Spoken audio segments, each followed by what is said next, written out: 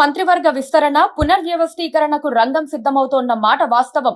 బీజేపీలో ఆశావాహుల సంఖ్య పెరిగిపోవడంతో ఈసారి ఎవరికి ఛాన్స్ ఇస్తారన్న చర్చ మళ్లీ ఊపందుకుంది. తెలంగాణ పరిస్థితులు మారుతున్న నేపథ్యంలోనే ఇక్కడి నుంచి ఒకరికి కేంద్ర మంత్రి పదవి దక్కుతుందని ఢిల్లీ వర్గాల సమాచారాన్ని బట్టి తెలుస్తోంది. పార్టీ కేంద్ర కార్యవర్గంలో తెలంగాణకు చోటు లేకుండా పోవటంతో మంత్రివర్గంలో అవకాశం లభించడం ఖాయమని చెబుతున్నారు. ఈ క్రమంలో మోదీకి అత్యంత సన్నిహితుడైన నిజామాబాద్ ఎంపీ ధర్మపురి అరవింద్ కేంద్ర మంత్రి అయ్యే ఛాన్స్ ఉందని చెబుతున్నారు. అదే టైంలో లోక్సభ సభ్యురాలు డీకే అరుణ కూడా రేస్ లో ఉన్నారని, అధిష్టానం ఆమె వైపు కూడా పాజిటివ్ గా చూస్తోందని వార్తలొస్తున్నాయి. వారిద్దరూ కాకుండా సీనియర్ నేత డాక్టర్ లక్ష్మణ్ లేదా బీసీ సంఘం నాయకుడు ఆర్ కృష్ణయ్య పేర్లు కూడా పరిశీలనలో ఉన్నాయని అంటున్నారు. రాష్ట్రానికి చెందిన ఇద్దరు ప్రముఖ నేతలను జాతీయ కార్యవర్గం నుంచి తప్పించటంతో ఈ ప్రచారానికి ఊతమిస్తుందని చెబుతున్నారు. రాష్ట్రంలో బీజేపీకి 8 మంది ఎంపీలు ఉండగా ఇప్పటికే 2 మంత్రులుగా వ్యవహరిస్తున్నారు. పునర్వ్యవస్థీకరణలో మరొకరికి ఛాన్స్ ఇవ్వాలని కేంద్ర ప్రభుత్వ పెద్దలు భావిస్తున్నారని అంటున్నారు.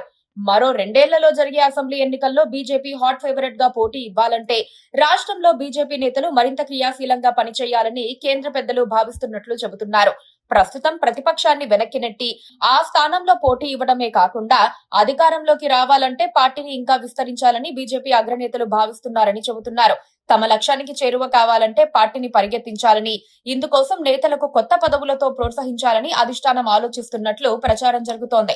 తెలంగాణ పార్టీలో పూర్తి ప్రక్షాళన చేయాలని బీజేపీ అధిష్టానం భావిస్తున్నా క్షేత్రస్థాయి పరిస్థితుల కారణంగా ఆ పని కుదరటం లేదు. పోలింగ్ బూత్ స్థాయిలో పార్టీని పటిష్టపరిచే చర్యలకు త్వరలో శ్రీకారం చుట్టాలని నిర్ణయించుకుని ఆ దిశగా అడుగులు వేయగలిగిన ఒక నేతకు కేంద్ర మంత్రి బాధ్యతలు అప్పగించాలని నిర్ణయానికి వచ్చినట్లు చెబుతున్నారు. అందులో ధర్మపురి అరవింద్ సమర్థుడన్న పేరు ఉన్నప్పటికీ ఆయన నోటి దురుసుతనం, ఏకపక్ష ధోరణి అరవింద్ కు ప్రతికూలంగా మారుతోందని చెబుతున్నారు. అటువంటి సమస్యలను వీటో చేస్తే మాత్రం అరవింద్ కు కేంద్ర మంత్రి పదవి దక్కటం ఖాయం. తెలంగాణలో ప్రధాని నరేంద్ర మోదీకి అత్యంత సన్నిహితుడు ఎవరైనా ఉన్నారంటే అది అరవిందే కావటం విశేషం. గతంలో కేంద్ర మంత్రి బండి సంజయ్ కుమార్ ప్రధానికి సన్నిహితుడుగా ఉన్నప్పటికీ పార్టీని అభివృద్ధి చేయటంలో ఆయన ప్రూవ్ చేసుకోలేకపోయారని చెబుతున్నారు. అదే టైంలో డీకే అరుణకు కేంద్ర మంత్రి పదవి ఇస్తే మహిళలను ప్రోత్సహించినట్లవుతుందన్న ఫీలింగ్ కూడా ఉంది. దక్షిణ తెలంగాణలో మహిళల ఓట్లను రాబట్టేందుకు అదో ప్రామాణికం కావచ్చని అంచనా వేసుకుంటున్నారు.